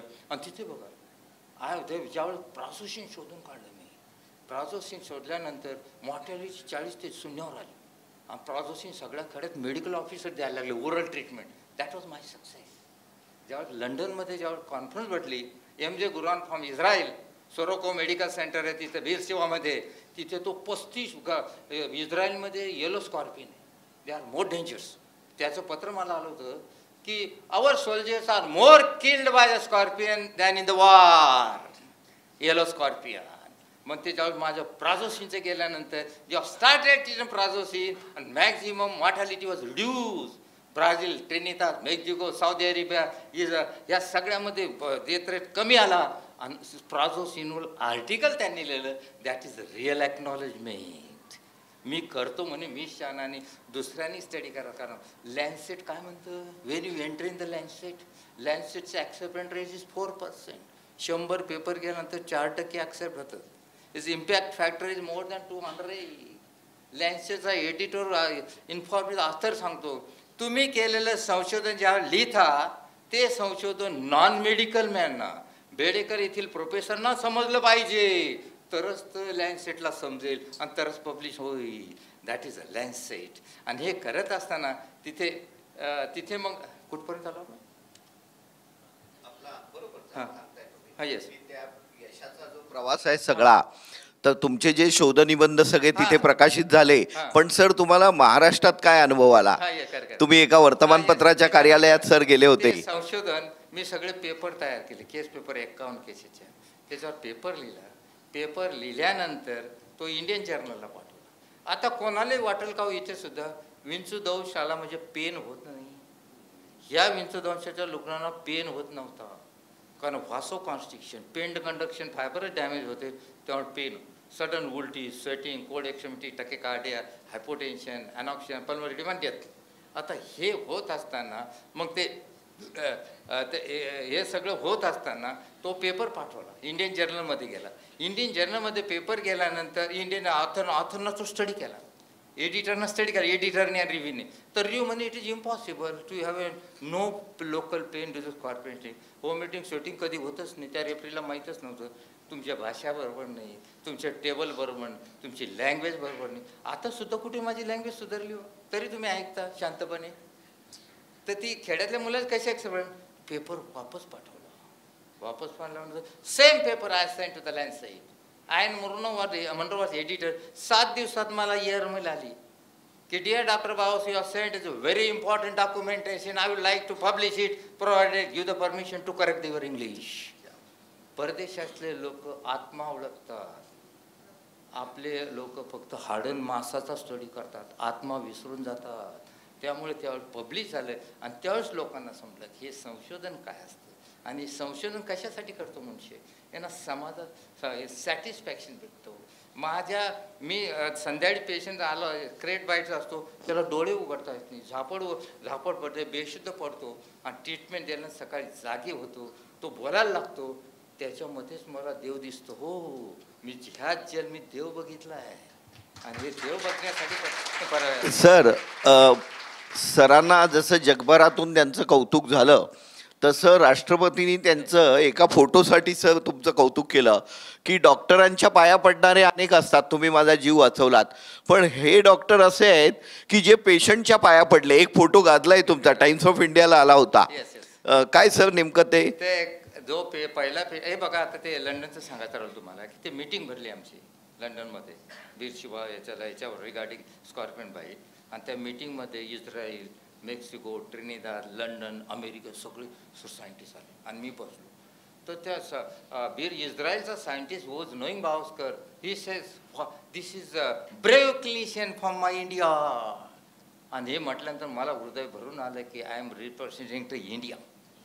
तर हे प्रसंग असे जीवनात आले पाहिजे हो. आणि हे प्रसंग अनुभवासाठी काय करायचं असतं, निस्वार्थ, एकच लक्ष असतं. हे बघा, जसं सैन्याचं काय असतं, हृदयात भारत आणि नजरेमध्ये दुश्मन, तसं आपलं सुद्धा हृदयात भारत आणि नजरेत रुग्ण किंवा देश असं असलं तर देश भेटेल. त्यामुळे हे घडत गेलं, ह्यामुळेच मी काहीतरी जीवनामध्ये करू शकतो. हा, त्या फोटोचा किस्सा सर एकच मिनिटात सांगू. पहिला जो पेशंट होता आमचा येलमकर नावाचा, येलमकर पेशंट, तर तो रिकवर झाला आणि त्यामुळे मला सगळं सक्सेस भेटलं ना. आणि 26 जानेवारीला त्याला बोलवलं, माझं पुस्तक त्याच्या हस्ते आणि त्याच्या पाया पडलं. कारण हा पेशंट होता म्हणून मला यश आलं, हा पेशंट माझं संशोधन घडलं. पेशंट हाच दैवत असतो हो. हल्ली तर मी हे केलं, मी ते केलं, याच्यात नो व्हॅल्यू. बघा, सरांचं सगळं ऐकलं की मला एका शेरची आठवण येते की बेहतर से बेहतर की तलाश कर, मिल जाए नदी तो समंदर की तलाश कर, टूट जाते हैं शीशे पत्थरों की चोट से, तोड़ दे पत्थर ऐसे शीशे की तलाश कर. सरांनी असा एक आरसा शोधला की ज्याला सगळ्या रुग्णांनी आरशात बघून स्वतःचा जीव वाचवला. सर, एक प्रश्न असा आहे की बॅरिस्टरचं कार्ट नेमकं काय प्रकरण आहे? हे तुम्हाला एक सांगतो की मी ज्यावेळेस आय वॉज यंग, माझी हिंमत अशी होती की आज सुद्धा समुद्रात उडली मारली तर परीकाड्या काठीवर जाईल. हो, so was I was courageous. आणि ज्यावेळेस मी चौथी माझे वडील देहडमध्ये राहायचे, 6 एकर जमीन, त्याच्यामुळे कुटुंब भागत नव्हतं कुटुंबात, म्हणून त्यांनी ब्राह्मणाची 6 एकर दुसरी अर्ध्या वाट्याने केली. आणि माय फादर वॉज व्हेरी हॉनेस्ट. नंतर ते सगळं हिशोब द्यायला उन्हाळ्यात मे महिन्यात ते जालन्याला गेले. अजून सुद्धा देहडकर वाडी म्हणजे जालन्याला फेमस आहे. तिथे गेल्यानंतर 2 वाजले. त्यावेळेस हॉटेल बिझनेस नव्हता, बाहेर खायला भेटत नव्हतं, चहा पिणार सुद्धा चोरून जाणं पडत होतं, कोणी बघील का नो. इतकं हॉटेल असतं. हॉटेल संस्कृती म्हणजे कल्चर, एज्युकेटेड आणि सोफेस्टिकेटेड. घरी जेवण जायचं म्हणजे हालच दलिंद्री दिसतो का. आणि ते हॉटेलमध्ये सगळे शिळे भाजी, तोच 100 भाजी म्हणजे तोच मसाला, 30 टेस्ट असते, तरी आपण चांगली चटक्यानं खातो. ते झाल्यानंतर तिथे जालन्याला गेल्यानंतर 2 वाजता माझ्या वडिलांना भूक लागली. बरोबर 2-3 लोक होते तिथे जेवायला. त्या काकेला सांगितलं की काके आम्हाला जेवण भूक लागली. त्यांनी आपल्या स्टीलच्या ताटामध्ये वरण, भाजी, तूप, कोशिंबीर, पोळी वगैरे सगळं वाढल्यानंतर माझ्या वडिलांना वाटतं इतकं असं जेवण आम्हाला कधीच भेटलं नाही. रात दिवस कष्ट करून हे जेवण का असं भेटत का नाही. आणि माय फादर वॉज व्हेरी इंटरेस्टेड, म्हणजे इंटरप्रिट कर. मी त्यांनी त्या सरांना विचारलं, म्हणजे ब्राह्मण, की सर असं जेवण तुम्हाला भेटतं, आम्हाला का नाही? ते म्हणजे शिक्षणानं भेटतो. मग बरोबर मग माझ्या वडिलांनी सांगितलं की आता मी मुलांना शिकवणार, आता तुमचं शेती मी करत नाही. तर ते म्हणे तू का मोठा बॅरिस्टर होणार आहे का? मग बाजूचे लोक, खेड्यात लोक फार विचित्र असतात. गावात आल्यानंतर माझे वडील सगळे बॅरिस्टर म्हणायला लागले. आज सुद्धा गेलो ते म्हणते बॅरिस्टरची मुलं. तर ते गेल्यानंतर चौथीमध्ये दुध्यावरून चौथीमध्ये बुलढाण्यात शिक्षणासाठी मला नेलं. उशीर झाला लिव्हिंग सर्टिफिकेटला. माझे वडील ते जोडा घातलेला चांबड्याचा, धोतर नेसलेले, बंडी घातलेली, दमळलेलं शर्ट, पागोट, आणि मी आपल्या बरोबरचा हाफ पॅन्ट आणि शर्ट घातलेला मुलगा त्या हेडमास्टरच्या तिथे गेलो.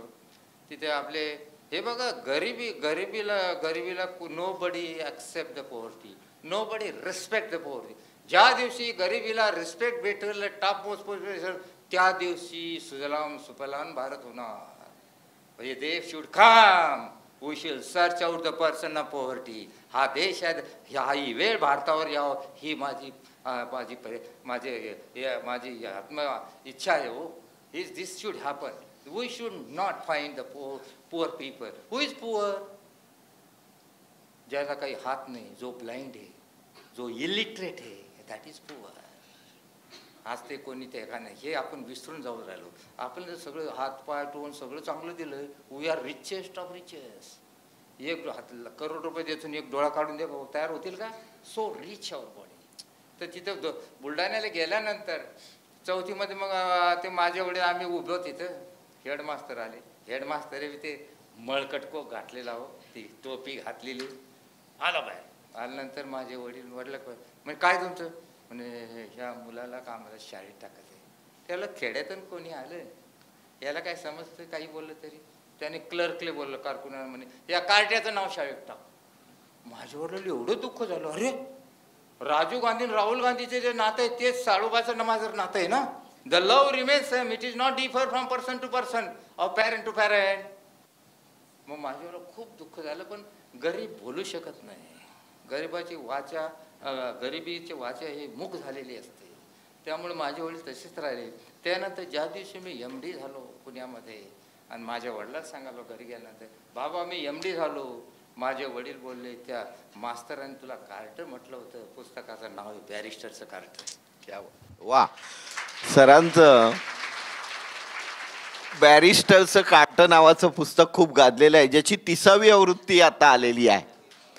आणि त्याच्यामध्ये हा सगळा प्रवास आहे. खरं म्हणजे वाडसे साहेबांना मी विनंती करीन की आपल्या रीडर्स क्लबसाठी आपण बॅरिस्टरच्या काही प्रती घेऊन त्याचं सामूहिक वाचन केलं पाहिजे. कारण सर हे असं व्यक्तिमत्व आहे की गरिबीची लाज न बाळगता त्यांनी गरिबीवर विजय मिळवला आहे, म्हणून आज ते इथे बसलेले आहेत. सर, एक कोरोनाच्या बाबतीमध्ये बरीच कट प्रॅक्टिस झाली. प्रवीण सरांना माहिती आहे, मनीष सरांना माहिती आहे की अनेक पेशंट त्यांना जबरदस्ती औषधं दिल्यामुळे ते पांडुरंगाला प्रिय झाले. हां, तर रेमडेसिविर जे औषध आहे त्याच्याशिवाय तुम्ही उपचार केले, ही जादू कशी काय केली सर? काही जादू मंत्रबिंत्र सापडला का तुम्हाला काय? हे बघा, 20 जूनला आपल्याकडे कोरोना आला, 20 जूनला. आणि 19 जूनला 2019ला it has come in Wuhan, wet मार्केटमध्ये आला. नंतर अमेरिका वगैरे. त्यावेळेस मला माझ्या मनात आलं की कोरोना भारतात येणार. 2019 आणि 20मध्ये ऑल 3 जनरल, लॅन्सेट, BMJ, युनेजियम, त्याचं मी 84 पासून सबस्क्रायबर आहे. दरवर्षी 60,000 बनणं पडते, दर विकली येतं ते. एव्हरीथिंग इज न्यू, जुनं नसतंच, रिपीट नसतंच, नो कॉपी ॲट ऑल. ते आता हे तिन्ही जर्नल हे 1 वर्षभर फ्लडेड होतं, कोरोना. त्यामुळे हे सगळं अभ्यास मी केला होता. अभ्यास केल्यानंतर कोरोनाचा पेशंट आपल्याकडे येणार, आल्यानंतर तर प्रिव्हेंट कसं करायचं आपण, असं ENT अमेरिकन जर्नल ऑफ एंट्रोलॉजीमध्ये ENT जर्नलमध्ये प्रसिद्ध झालं की this virus is inhibited or povidone iodine. ते नाकात आयोडीन टाकायचे, त्यामुळे ते entry of this virus found nasal mucosa, नाकामधून जात होतं. म्हणून आम्ही नवरा बायकोन ठरवलं की पेशंट ॲडमिट करायचे, घ्यायचे, स्टडी करायचे, पण आम्ही आयोडीन नाकात टाकत होतो सकाळ दुपार संध्याकाळ. त्यामुळे आम्ही आणि मास्क लावायचो. आणि सगळे त्यावेळेस काय होतं, डॉक्टर लोक सुद्धा दोरी बांधायचे पुढं, कॉट आडवा टाकायचे आणि दुरूनच तपासायचे. त्यांना जसं ते वासच येत होता कोरोनाचं, जसं ते सगळं ते याला पण पेशंट इज आवर दैवत. सावित्रीबाई फुलेने प्लेग झाला, प्लेगची साथ आली, हडपसरमध्ये बॅरेकमध्ये प्लेगचे पेशंट ॲडमिट केले, यशवंताला लंडनमध्ये बोलावून घेतलं स्वतःच्या मुलाला. आणि एक दिवस असं घडलं की सावित्रीबाईनं एक मुलगा प्लेगचा कोणी हात लावत नसतं, तिनं स्वतः पाठीवर घेतला आणि हडपसरच्या बाहेर आला आणि शी डायड ऑफ प्लेग. सावित्रीबाई असं करू शकतात, मी का नाही करू शकणार? कोरोनामध्ये जाता शहीद झालो असतो आपण आता, पण दॅट वॉज गुड. मग ते आम्ही ठरवले की आपल्याला पेशंट करायचे. आणि जेव्हा पेशंट आमच्याकडे आले बारीक म्हणजे ते कपडे काढून सगळे तोंडावर आमच्यावर खोकला करायचे पेशंट, कारण आवाज डॅम शुल्क आपल्याला होणार. एक पथ्य पाळत पण रोज सकाळी 2 जण एक 8 ते 9 किलोमीटर रोज चालायचं. सर तुमच्यामुळे अख्खं महाड चालायला लागलाय. एक्झरसाईजना काय होतं माहिती का, ब्लड प्रेशर कंट्रोल होतं, डिप्रेशन होत नाही, कॅन्सर होत नाही, फ्रेश वाटतं. आणि फाईट करणारे न्यूट्रोफिजर नवीन रिक्रुटमेंट होतं, इम्युनिटी वाढते. त्यामुळे ते करत असताना मग स्टडी केला गेला आणि ते सगळं करत असताना निर्णय drug remdesivir is not for the corona virus, is for Ebola virus. पण कोणीतरी सांगलं द्या म्हणून देणं सुरू झालं. ब्लॅक म्हणून 40,000 रेमडेसिवीर. डॉक्टर लोकांचे पुढारी जे असताना ते डॉक्टर लोकांचे फ्रीज धुवून काढायचे की रेमडेसिवीर आहे का. आणि काय इग्नोरन्स काय झालं माहिती आहे का डॉक्टर लोकांचं आपलं, की ते ड्रगच नाही तर कशी ट्रीट करायची. अरे 1948 मध्ये लेप्रोसीला ड्रगच नव्हती, तर महात्मा गांधींनी त्यांनी ते पेशंट सर्व करायचं, ड्रेसिंग करायची, नंतर TDS आलं. त्यामुळे ह्या पेशंटला डायग्नोज करणं, ट्रीटमेंट केलं, ब्लड तपासायला सुद्धा. आम्ही इंजेक्शन म्हणजे साधे अँटीबॉडी इंजेक्शन द्यायला कोणी घरी जात नव्हतं, मी माझे मिसेस घरी द्यायला जायचो. आणि ते पेशंट नंतर काय त्याच्यामध्ये आम्ही मिथिलिन ब्ल्यू दिलं, मेटफॉर्मिन डायबिटीसचे drug metformin which inhibit this virus. आणि ते आमचा डाटा कंप्लीट झाल्यानंतर आता गेल्या वर्षी प्रसिद्ध झालं की metformin can use for corona disease. नंतर त्यांना ऑक्सिजन लावायचं, केव्हा ऑक्सिजन लावायचं. नंतर antifibrotic drug which was available JAK inhibitor ती सुरू केली. आणि ऑक्सिजन केव्हा लावायचं, काय व्हायचं माहिती आहे का, हे आपलं कोरोना सॅच्युरेशन 97 आपला ऑक्सिजन 90च्या खाली झाल्याशिवाय ऑक्सिजन लावायचं नाही. आणि काय त्यावेळेस पेशंटला हे पडलं होतं, ऑक्सिजन पाहिजे, ऑक्सिजन पाहिजे. कित्येक रुग्ण ॲम्ब्युलन्समध्ये मेले, ऑक्सिजन नाही, बेड अवेलेबल नाही. त्यामुळे actually it's not essential at all. Ignorance illiteracy of medical professional has killed the many victims. आणि नंतर मग ते ॲम्ब्युलन्स काही वेळेस ते ॲम्ब्युलन्स जाऊन मोठ्या हॉस्पिटलच्या पाहायचे उभे राहायचे वरांड्यामध्ये, वरचा रुग्णचा बेड तो मरतो कधी, मला जागा कधी भेटली. It was a condition. आणि मग त्यावेळेस आम्ही ठरवलं की ऑक्सिजन कसं द्यायचं. MIDC मध्ये एखादा कारखाना होता ऑक्सिजनचा, त्याला सांगलं तो ऑक्सिजन द्यायचं घरी, मिनिमम चार्ज द्यायचे. म्हणजे ज्याला ऑक्सिजन लागतं घरी आम्ही ऑक्सिजन द्यायचं हे केलं. आणि मिनिमम रुग्ण ॲडमिट केले, मिनिमम स्टेरॉइड वापरले. स्टेरॉइड न वापरल्यामुळे ते बॅक हे होते ना बुरशी, ती कोणालाच झाली नाही, मुखरमायकोसिस. त्यावेळेस काही लोकांना डायबिटीस झालं, थायरॉइड झालं, त्याचा अभ्यास केला. नंतर गव्हर्नमेंट आम्ही रिक्वेस्ट केली, हॉस्पिटल उघडायला लावलं बिरवाडीला. आणि त्या हॉस्पिटलला फ्री रोज जायला लागलो. आणि लक्षात ठेवा अजून 25 वर्ष मी सरकारी दवाखान्यात जातो. सरकारी दवाखाना हे बघा, गव्हर्नमेंट हॉस्पिटल जे KM नायक hospitals are the temples of the health. आमचा दवाखाना म्हणजे दुकान आहे. तर इथे देवच जातो हो. कारण ज्या वेळेस KM हॉस्पिटलला मी जातो मित्र हो, किती पायऱ्या बघतो, पायऱ्या चिजलेल्या आहे सगळं, त्याचं मी पाया पडतो, तेच माझं पंढरपूर. आणि नंतर वार्डात जाऊन बघतो तिथे किती गरिबी किती आहे. आणि ध्यान कोठारी दुकानात जातो की नवीन पुस्तक काही आलं का पुस्तक वाचण्यासाठी. लायब्ररीमध्ये गेल्यानंतर तिथला ज्या BJ मेडिकलचा जाधव होता, अजून आठवते. मी लायब्ररीत गेल्यानंतर ते सांगायचे भावस्कर कोणतं रेफरन्स पाहिजे तुम्हाला काढून देतो. क्या बात. हे असं म्हणजे पूजा आणि आपलं रिसेप्शन कुठं व्हायला पाहिजे, लायब्ररीमध्ये व्हायला पाहिजे, देवळात नाही. वा सर, तुम्ही हे जे बोलताय तर मला अक्षरशः सर असं वाटतंय की जमीन थरारत असावी. कारण डॉक्टर वाना बेडेकर या विद्याप्रसारक मंडळाचे संस्थापक, मला आठवत आहे की स्वामी समर्थांच्या 2 गल्ल्या सोडून डॉक्टरांचं खाली बसायचे अंडरग्राऊंड. आणि एकदा ते माझ्या MATवर कॉलेजमध्ये आले होते, गेटवर मला सोड म्हणून. तर सर तुम्हीच तो किस्सा सांगितला. कारण फॅमिली डॉक्टर ही कल्पना मला वाटतं नंतर आता म्हणजे डॉक्टरांनी टिकून ठेवली आहे. पण वाना बेडेकरांच्या वेळी तुम्ही त्यांना उठवलं नाहीत म्हणून एकदा ते रागावले होते. आमचे वाना बेडेकरांना पेशंटचा फोन आला आणि ते झोपले होते, तर त्यांना उठवलं नाही. त्यामुळे मी मगाशी म्हटलं, आणि ते घरच्यांवर रागावले की मला का नाही उठवलं. म्हणजे तुमच्याशी नातं सांगणारी ही माती आहे, म्हणून मला आठवण झाली. तर त्यालाच पुढे धरून मी सांगतोय की तेव्हा डॉक्टर आम्हाला देव वाटायचे. म्हणजे डॉक्टर विजय बेडेकरांपर्यंत थांबल्यानंतर पुढे आम्हाला असं दिसतंय की कट प्रॅक्टिस सुरू झाली. म्हणजे माझं डोकं दुखतंय तर मला तो सांगतोय की तुला कदाचित हार्ट अटॅक येणार आहे. एकाला गॅस झाला तर त्याला डायरेक्ट ज्युपिटरमध्ये पाठवलं. याच्यावर मी एक उत्तर देतो. कट प्रॅक्टिसचं सांगा सरा. नाही त्याचं दुसरं शरद पवारांना जेव्हा मी राजकारणी नाही बरं, शरद पवारने एकाने सांगितले तुम्हाला ओरल कॅन्सर झाला 5 वर्ष तुम्ही जगणार आहात. शरद पवार काय उत्तर डॉक्टरला, तू अगोदर जाईल म्हणे माझ्या. इथली शक्ती पाहिजे. आणि हे जे असतं ना, बेडेकर सरांनी जे काम केलं, पोलादपूरला मी मेडिकल ऑफिसर असताना संशोधन जेव्हा स्कॉर्पियन राईड झालं तर रत्नागिरी, पनवेल, सायन, नंतर रायगड, सिंधूर इकडून पेशंट पोलादपूरला आहे स्कॉर्पियन बाईकचे. रातभर पेशंट नवरा बायको रातभर आणून तिची असायचो. त्यामुळे काय झालं की स्टाफला जिवार आलं. हे बघा पॅशन सगळ्यालाच नसतो, स्टाफ कंटाळला. आणि एक दिवस काय झालं, रात्री 2 का 3 पेशंट आले आणि ते वॉचमॅनना सांगितलं की डॉक्टर काही उठत नाही, डॉक्टर गावाला गेले. असं 2-3 झाले, असे 2-3 रुग्ण मेले. आणि ते मग नातेवाईक मला फोन आला, डॉक्टर साहेब तुम्ही गावाला गेलते का? मी त्या 10 वर्षामध्ये गावाला कधीच गेलो नाही, कारण मी गेलो की 2-4 रुग्ण मारायचे. It was compulsory for me to stay there as a moral duty. मग ते झालं तर मी गावाला नव्हतो गेलो. नंतर माझ्या लक्षात यांनी मला उठवायचं, जिवार आलं याला. मग मी काय केलं असेल, पोलादपूरच्या बाहेर कॉट टाकून मच्छी जाऊन मी झोपलो. पेशंट कोणाला उठवणार? तुम्हाला सेवा करायचं असेल, पॅशन असेल तर इतकं डेडिकेशन लागतं, तरच बेडेकर कॉलेज इंटरव्ह्यूला बोलवते.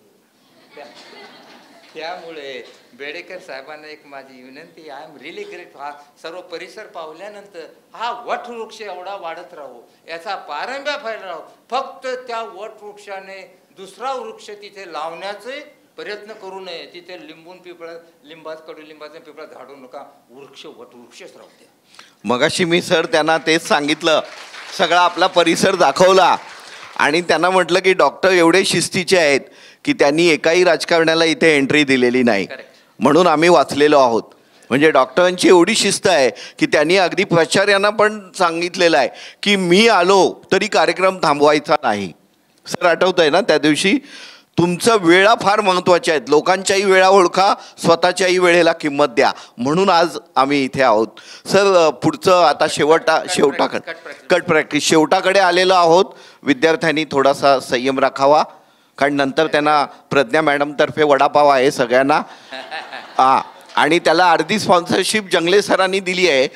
कारण सांगतो, बेडेकर सर त्यांनी यांच्यावर डॉक्टरांवर देवदूत नावाची कविता लिहिली आहे आणि त्यांची 5 पुस्तकं जी प्रकाशित झाली आहेत त्यातलं एक पुस्तक सर त्यांनी तुम्हाला दिलं आहे. तर ते कवितेमध्ये कट प्रॅक्टिस नाही आहे, तर डॉक्टरांमधली कट प्रॅक्टिस सांगा आम्हाला. तर ज्यावेळेस मी ट्रेनिंग घ्यायचो डॉक्टरांना, ज्यावेळेस सक्सेस भेटलं त्यावेळेस हे बघा, नो बडी हेल्प. चांगल्या कामासाठी मदत करणारे लोक फार कमी असतात. भ्रष्टाचार आणि 2 नंबरचे धंदे करणारे खूप दोस्त भेटतात. ते गावात गेल्यानंतर मी शनिवार रविवारी माझं लेक्चर ठेवायचो. तर गाईच्या कोठ्यामध्ये लेक्चर घेतलं मी, ट्रेनिंग. तिथे बल्ब मी लावायचो पुढच्या, कारण मला खाज होती जास्त. कारण यांच्याकडे आलेला रुग्ण जगायलाच पाहिजे. आता संशोधन रिसर्च भेटलं. आणि हे करत असताना नंतर काय झालं, मी महाडमध्ये आल्यानंतर एक पेशंट मी CT स्कॅनला पुण्याला पाठवला. त्यावेळेस CT स्कॅन नव्हतं. आणि 1 महिन्यानंतर मला 1200 रुपयाचा चेक आला. अरे मला हे चेक कशाला आहे? मी त्याला पत्र लिहिलं. तर ते म्हणजे प्रोफेशनल फी. मी पेशंट तपासला नाही, मी काही मला प्रोफेशनल फी कशी, I don't like this fee. मग मला वाटलं हे प्रोफेशनल फी, ते झेरॉक्स काढून ते इश्यू काढून मेडिकल कॉन्सिलला पाठवलं. मेडिकल कॉन्सिल इन्क्वायरी सुरू केली कट प्रॅक्टिस म्हणून. कट प्रॅक्टिस आता यांनी परत काही असेंब्लीमध्ये सुद्धा बोलले.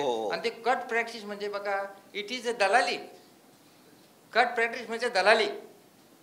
पॅथॉलॉजीमध्ये कट प्रॅक्टिस, केमिस्टमध्ये कट प्रॅक्टिस, रुग्ण पाठवण कट प्रॅक्टिस. ह्या कट प्रॅक्टिसमुळे काय होतं, साधा मनुष्य रुग्ण करणं पडतो.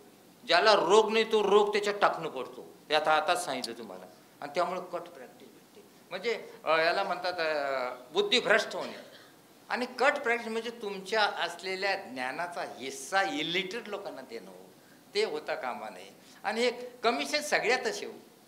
आई म्हणते तू फोन वाजवा, थोडा वेळ थांब, हे दूध पिये, किंवा थोडा वेळ थांब, का it is also cut practice. मुलाला शांत करणे, मोबाईल देऊन शांत करणे, it is also cut practice. खोटं बोलून हे करणं, it is also cut practice. त्यामुळे कट प्रॅक्टिस प्रत्येक ह्याच्यामध्ये झालं आहे. तुम्हाला एवढं करा म्हणजे 4% देतो, हे करा म्हणजे 10% देतो, it is cut practice. He cut practice बंद केव्हा होतील, जेव्हा प्रत्येकाला वाटेल की आपला स्वच्छ धंदा पाहिजे, बेनिफिट दैवत तुमचं ठरलं पाहिजे. तुमचं ज्या व्यक्तीला बेनिफिट ते शुड बी युअर दैवत, तरच तुमची कट प्रॅक्टिस बंद. आणि हे कट प्रॅक्टिस आता बंद होऊ शकत नाही, कारण हा धंदा टेबला खाली चालतो. त्याला त्या पेशंटला किंवा त्या 2 डॉक्टरलाच माहीत मी काय केलं. तिसरा तिथे नसतो. किती कायदे करा, किती काही करा, कट प्रॅक्टिस कमिशन बंद. सर पण याचा तुम्हाला काही त्रास झाला नाही, होत नाही त्रास की तुम्ही तुम्हाला ते पत्र आलं होतं, तुम्ही एकाकडे पेशंट पाठवलात आणि त्या डॉक्टरनी काय तुम्हाला हे केलं आठवत आहे ना? तुम्ही या पेशंटला दुसऱ्या डॉक्टरकडे पाठवलं आणि त्यांनी तुम्हाला पैसे पाठवले. 1200 सेम थिंग. कट प्रॅक्टिस पैसे पाठवले आल्यानंतर. परंतु हे कट प्रॅक्टिस इज बिकम, हे बघा हा जो आहे ना वाळवी लागलेली आणि समाजाला किंवा त्या प्रोफेशनल वाळवी लागल्यानंतर वाळवी टोटली खलास करत असते. आणि वाळवी वेळेत जर तुम्ही ट्रीट नाही केली तर ते वृक्ष पडणार आहे. समजलं? मी लोकांना सांगतो की माझ्याकडे एक स्लाईड लावलेली आहे की माझं पब्लिकेशन आहे, माझी डिग्री वाळवीनं खाल्लेली आहे. मी ती दाखवली डिग्री वाळवीनं खाऊ द्या, पण माइंड वाळवीनं, ब्रेन वाळवीनं खाऊ देऊ नका. त्यामुळे मित्र हो, प्रत्येकाने सत्यासाठी भांडणं, सत्य हाच मार्ग, महामार्ग. अशा जर नवीन जनरेशन ठरलं तर कट प्रॅक्टिस कमिशनर दलाल कशाला रस्त्यात येतील हो? ते बाजूला आग वगली पाहिजे. आग का ते तो भ्रष्टाचारी म्हणून का कट मागणं पाहिजे, इतकी अंगार लागली पाहिजे की तो जळून गेला पाहिजे किंवा पळत गेला पाहिजे बाहेर. एवढी तुमच्याकडे हे पाहिजे. हे केव्हा येते? सत्यतामुळे. आणि सत्य, truth, honesty is learn in the house by the ferry. Sir पण हे कलियुगात खरंच शक्य आहे का? कलियुगामध्ये खरंच शक्य आहे? कारण आम्ही खरं बोलणारी मुलं पाहिली, साधी मुलं पाहिली, संवेदनशील व्यक्ती पाहिल्या, तर समाज त्यांना वेडं बोलतो. मग आम्हाला वेड बोललं ना. वेड बोललं यश, आपला मार्ग सोडायचा नाही. आणि यश 100% येणार. असं ना, failures are the high road to success. Failure व्हायलाच पाहिजे. अपयश, नापास झाल्याशिवाय पाचची किंमत समजते का? सर असं त्यांना सांगू नका, नाही तर माझ्याकडे रिझल्ट घेऊन येतील की सर आम्हाला बावस्कर सरांनी सांगितलंय की आता आम्हाला 5ची किंमत कळण्यासाठी आम्ही नापास झालोय. हे फार हुशार मुलं आहेत सर. 4 केटी मालिक सर बघा मागे बसून हे करतायत. सर त्यांना हे करू नका तिथे. आपण हुशार मुलाचं उदाहरण देतो मी. हुशार Alva Edison, Marcus Alva Edison, डेव बैरा होता. त्यामुळे ते शाळेत गेल्यानंतर ते टीचरने सांगितले, तुम्हाला माहीत असेल की पत्र पाठवले की हा मंद मुलं आहे, आम्ही शिकू शकत नाही, घरीच शिकवा. आईनं ते पत्र वाचलं. पत्र वाचल्यानंतर आईने सांगितलं काय आहे तो, यू आर व्हेरी ब्रिलियंट, तुझं IQ 160 आहे, त्यामुळे तू हुशार आहे. ते मुलं मंद आहे, त्यामुळे ते मंद हुशार होतील त्यावर तुला शाळेत जाईल, असं उलटं सांगितलं. आणि तोच मुलगा पुढे अभ्यास केला. आईने सगळं वातावरण, पृथ्वी, तारे हे शिकवल्यानंतर एक दिवस तो त्या शेकटजवळ भेटल्यानंतर त्याने त्याच्या रेती टाकली, त्याच्यानंतर निळं कलर झाले. आणि त्याच्यामुळे टंगस्टन वायर त्यांना व्हॅक्यूममध्ये पाठवून इनलाईट करून बल्ब शोधून काढला. आणि बल्ब शोधून काढल्यानं नोबेल अवॉर्ड भेटलं. आणि त्या रोजी त्याच्या आईचं पत्र वाचतो, रडायला लागला मित्र हो. आणि ते नोबेल अवॉर्ड भेटलं म्हणजे त्या रोजी त्याने आपल्या आईचा पदर हा सोन्याच्या धाग्याने विणला. तसे मुलं व्हायला पाहिजे. क्या बात आहे, क्या बात आहे.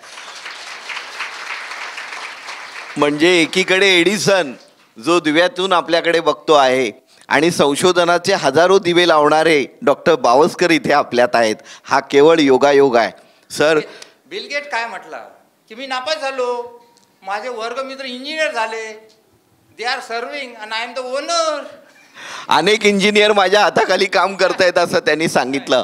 बघा आपण अतिशय 1-2-3 मिनिटातच कार्यक्रमाच्या समारोपाकडे आलेलो आहोत. शेवट सांग. हो, हे तर बघा, मित्र- एकच मिनिट सर, विद्यार्थ्यांच्या महत्त्वाचा प्रश्न विचारतोय. विचारू ना? मागे सगळे जागे आहेत का? माडिक सर हे सगळे जागे आहेत ना? हा मला हे सर बघा, तुम हे दुर्दैव आहे. या वयामध्ये your teacher is asking can आज दिस क्वेश्चन. त्यांना ही हिंमत अगोदर आले पाहिजे. मी विचारणारच. बघा म्हणजे गुरूंचे गुरु कसे असतात ते आज साक्षात बघायला मिळाले. सर मी एक विद्यार्थ्यांच्या महत्त्वाचा प्रश्न विचारणार आहे. सुनील, की तुमची जी भाषा आहे ती तुम्ही गावाकडची आईची नाळ सोडलेली नाही, पण आमचे अनेक विद्यार्थी खेड्यातून येतात तर वर्गात बोलायला ते घाबरतात, तर त्यांना काय सल्ला द्याल तुम्ही? हे बघा, आपण खेळात आलो, आपलं नाळ तोडायचं नाही. ज्या दिवशी नाळ तोडला तुमचा अधिकार नाही त्या आईच्या आणि वडिलाचं नाव त्या आमच्या नावामागे लावायचं. दुसरंच नाव का एखादा नवीन बाप शोधाचा इथे शहरातला आणि त्याचं नाव लिहायचं.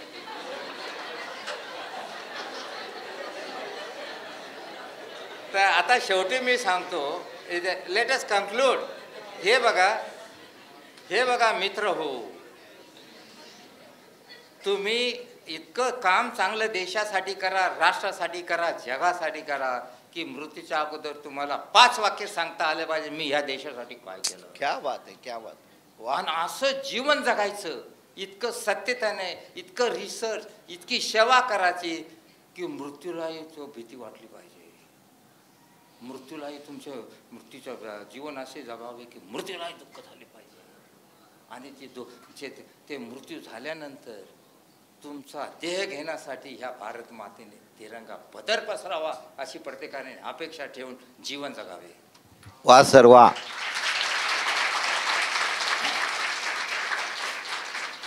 दुनिया का हर शौक पाला नहीं जाता, दुनिया का हर शौक पाला नहीं जाता, कांच के खिलौनों को उछाला नहीं जाता, मेहनत करने से हो जाती है मुश्किलें आसान, क्योंकि हर काम तकदीर पर टाला नहीं जाता. आणि नियतीच्या छाताडावर पाय देऊन जगणारे डॉक्टर. काय सांगताय सर? हे बघा काय असतं माहिती आहे का, हे शरीराला कधीच आराम द्यायचा नसतो. आराम दिलं की कॅन्सर झाला, डायबिटीज, बल्सा, डिप्रेशन आलं. ह्या शरीराला आराम कधी असतो? देव ठरवतो. मृत्यू झाल्यानंतर तुम्हाला आरामच आराम आहे ना. Rest for ever. तो पण रेस्ट घ्यायची नाही. विद्यार्थ्यांना काही जर प्रश्न असतील तर त्यांनी 2-3च प्रश्न घ्यायचे आहेत.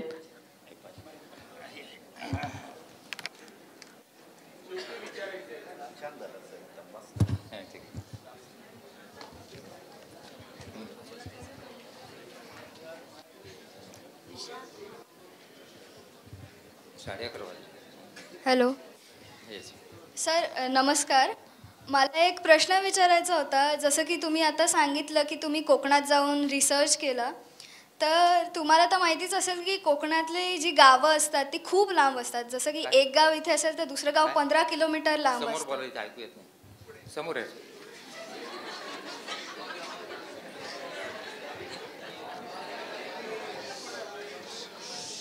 पण माझं ऐकू आलं का बाया मागे, कारण मला तुमचं ऐकू येत नाही. हां, तर मला असं विचारायचं होतं की तुम्ही जसं कोकणात रिसर्च केला तसं गावं जी लांब लांब आहेत, मी पण स्वतःहून कोकणातलीच आहे, तर कोकणात गावं खूप लांब लांब असतात, म्हणजे हॉस्पिटलपेक्षा कितीतरी किलोमीटर लांब असतात. तर तिथे तर खूप असे विंचू असतातच. जर तिथे कोणाला विंचू चावला खेड्यात कुठल्या तरी लांबच्या दूरच्या, तर तिथे फर्स्ट एड काय करायचा? हे बघा, 90% विंचू बिनविषारी असतो. ज्याला विंचू चावलेला असतो त्या चावल्यानंतर कमीत कमी 2 ते 3 तास लागतात. 2 ते 3 तास कोणती PSC. आणि कोकणा इथला अहेड किंवा ॲडव्हान्स प्रांत कोणताच नाही महाराष्ट्रात. कोकणातील सर्वस्वी लाल मातीची संस्कृती, कोकणासारखा प्रेमळ माणूस, कोकणासारखा कोऑपरेट माणूस कुठेच भेटणार नाही. प्रत्येक ठिकाणी वाडीच्या ठिकाणी रस्ता गेलेला आहे प्रत्येकाने. आणि कोकणातच हापूस पिकतो. तो आंबा दुसरीकडे लावल्यानंतर त्याची चव हापूसी येत नाही. त्यामुळे मित्र जे कोकणातले असतात त्यांनी ठाण्यात किंवा मुंबईत राहू नका. तुम्हाला जर हा चव टिकायची असेल तर कोकणात जा.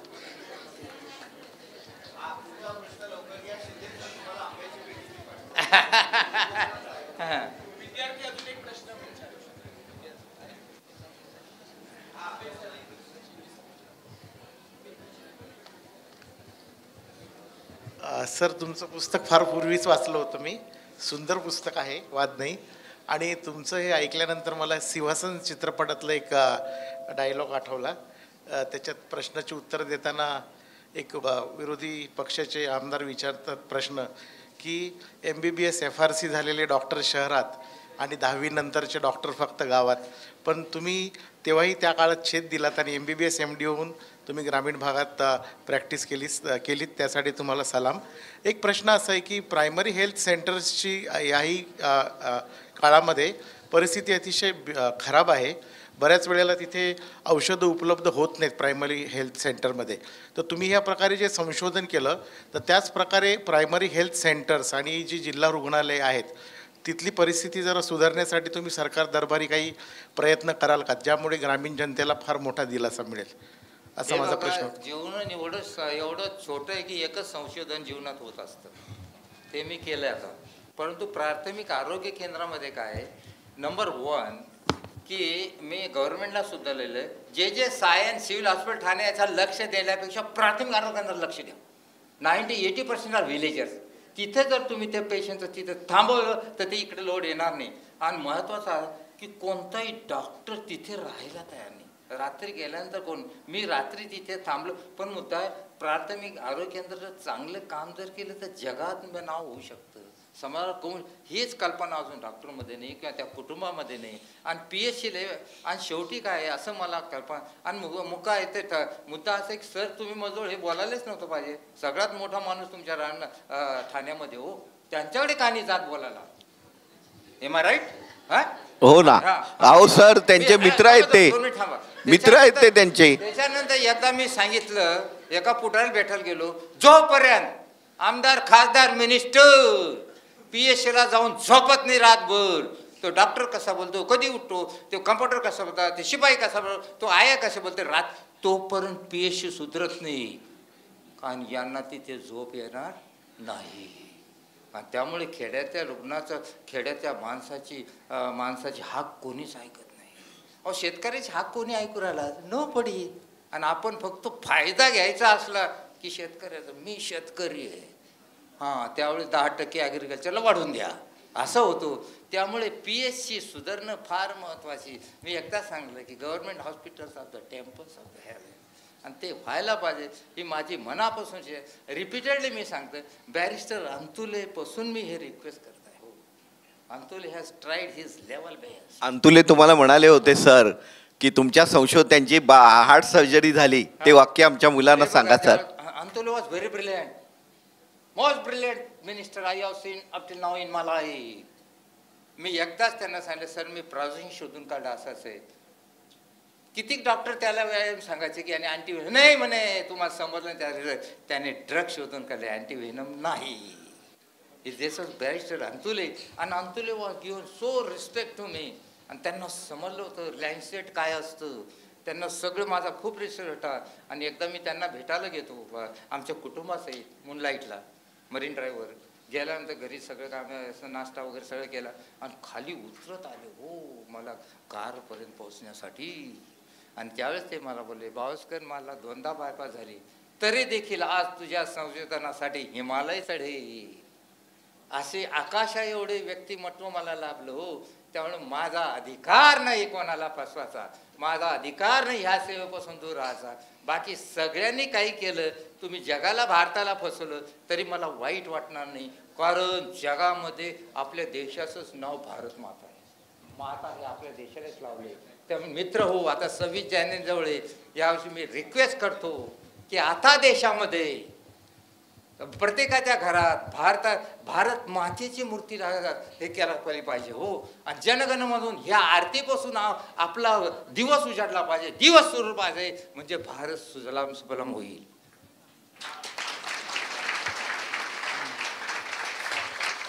नमस्कार सर. ॲक्च्युली प्रश्न तुम्हाला नाही आहे, प्रबोधिनीताईंना आहे की एवढं मोठं वादळ घरात असताना हाऊ डू यू हँडल हिम? काय होते काय What is it?